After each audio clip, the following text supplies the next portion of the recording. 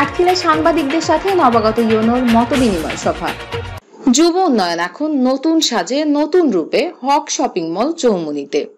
ভর্তির জন্য আজই যোগাযোগ করুন বেগমগঞ্জ যুব উন্নয়ন টেকনিক্যাল ইনস্টিটিউট।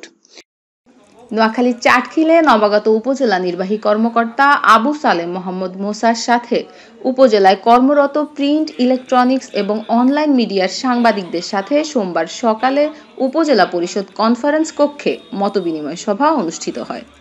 সোমবার দুপুরে অনুষ্ঠিত এই মতবিনিময় সভায় বক্তব্য রাখেন যুগান্তরের আবু তৈয়ব, ভোরের পাতার মিজানুর রহমান বাবর, ৭১ টিভি ও আমাদের সময়ের কামরুল কানন, ডেইলি অবজারবারের ফারুক সিদ্দিকী ফরহাদ, আমাদের অর্থনীতির ইয়াসিন চৌধুরী, ঢাকার ডাকের আনিস আহমেদ হানিফ, আলোকিত নোয়াখালীর আলাউদ্দিন, ডেইলি আওয়ার টাইমসের সাইফুল ইসলাম রিয়াদ প্রমুখ।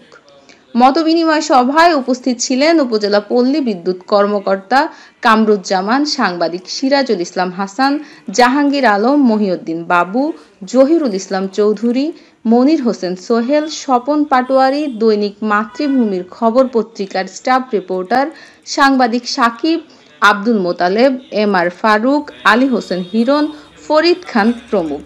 সভায় উপজেলা নির্বাহী কর্মকর্তা আবু সালেম মোহাম্মদ মুসা উপজেলা প্রশাসনের বিভিন্ন কর্মকাণ্ড সঠিক লেখনির মাধ্যমে তুলে ধরার জন্য সাংবাদিকদের প্রতি আহ্বান জানান। তিনি যে কোনো প্রয়োজনে সর্বদা সাংবাদিকদের পাশে থাকার প্রত্যয় ব্যক্ত করেন।